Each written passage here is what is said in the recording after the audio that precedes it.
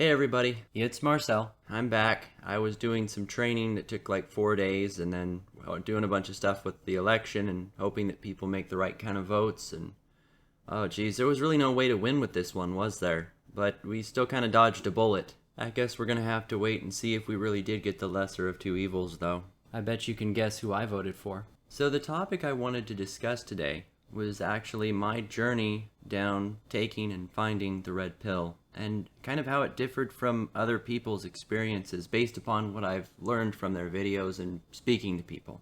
So the red pill, for any of you that don't know, is where a person finally realizes the way society is, or the way that women normally are, or generally has a great epiphany about the way they're being treated. It was derived from the movie The Matrix, though I don't recall if The Matrix got that concept from somewhere else and it had a deeper meaning prior to that. The counter to being red pill would be when someone is blue pill, meaning that they either don't know or don't want to see the things that are happening in society that are negative against men, or more specifically choose to continue dating and living a life that may be influenced by others. Then you have purple pill, which is someone who could be considered aware, but chooses to still date and participate, maybe just to a lesser degree. So that has been my understanding of the concept so far. I realize in some ways they're still evolving a little bit, because there used to be, a separate movement, red pill, as opposed to being MGTOW or being a component of MGTOW. Most of the literature on red pill seems to go between either a side effect of feminism all the way down to bitter hatred of women. And though I don't speak for individuals, I can say for myself that that couldn't be further from the truth. I'll cover feminism and its effects on MGTOW in a separate video, but as far as hating women goes, I never did. In fact, I never could. I like women so much, it almost led to my downfall. So to understand me, you would have to understand the way that I think.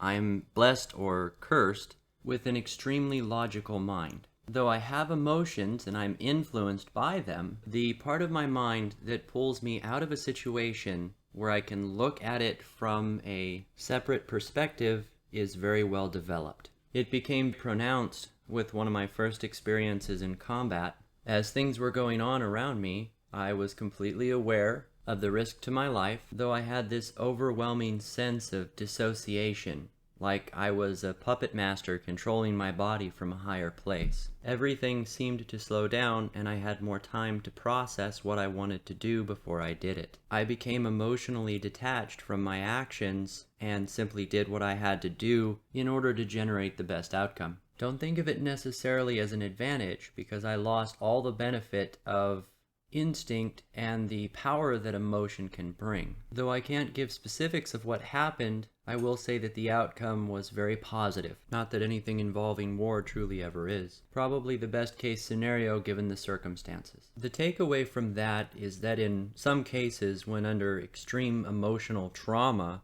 the part of my brain that feels tends to shut off, and logic takes over. So you can imagine while I was growing up, and the woman I love was in the process of ripping my heart out and stomping it on the ground, the look of surprise on her face when I turned to her, blank expression, devoid of tears, and started rationally explaining to her why her actions made no sense and she was completely full of shit. You see, most of their weapons against us don't actually work if you don't feel anything. As I grew older, and my relationships became more real, more intense, I had to rely on that switch, if you want to call it that, more often. One interesting thing about it is it didn't happen when I had genuinely done something wrong. I might have strong feelings of guilt and want to make amends, but none of that was something I couldn't handle, so it never overwhelmed me. Over time, cold logic became an integral part of my relationships because I had to rely on it so often,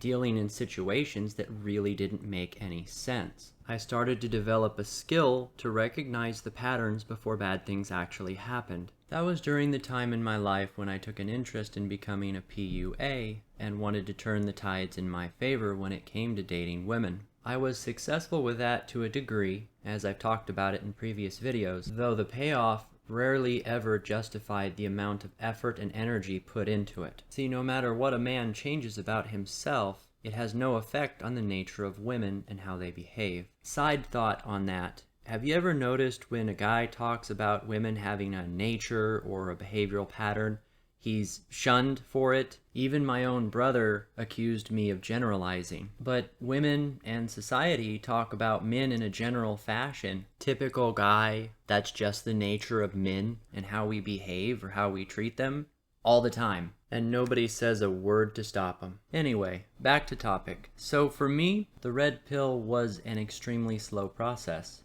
I took tiny doses of logic every time I was in a relationship that went bad, until I eventually came to conclusions that led me away from dating entirely.